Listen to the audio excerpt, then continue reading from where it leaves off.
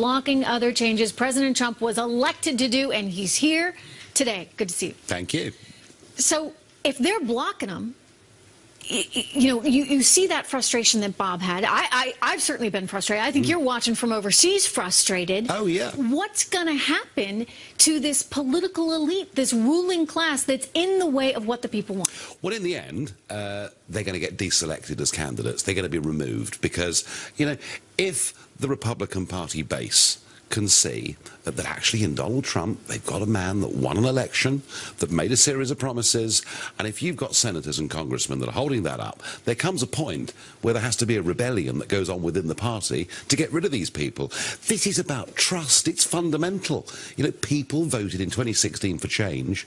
They deserve to get it. And is that what we're seeing right now? I mean, Bob, they're suing the GOP, and he said he's getting thousands of comments. Yeah, I mean, people are weighing in, and he's what his chances of winning legally are, I can't really comment. But in terms of what he's tapping into. But I think he represents the views of millions of people. There is a deep, deep frustration, and it must be very tough for the president. Isn't that, in fact, why the president was elected, though? Because people wanted to disrupt him. Do you know, the whole 2016 phenomenon of Brexit and Trump was about people saying, we want a complete change of direction, we want things done differently.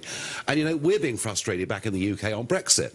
It's being delayed, and, yeah, we'll get it in the end, but it's being watered down. It's the same phenomenon all over. And, the really sickening thing is there are career professional politicians, part of the swamp, I guess, if you want to put it that way, who get elected sounding conservative, and when they're in office, in between, don't behave like conservatives. Is it fear? Are they afraid to do something big, to do something bold? Is it because they're concerned about lobbyists? I mean, no, they're concerned about their careers. They want to play everything safe. They also like to be popular. They like newspapers to say nice things about them. They want to be non-controversial. They want to go with the flow. It is the poison of career politics, and what politics needs is people with conviction and principles.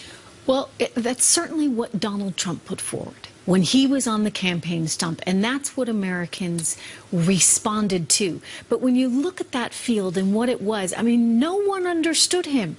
None of his rivals understood how he was campaigning or how he could continue to be successful.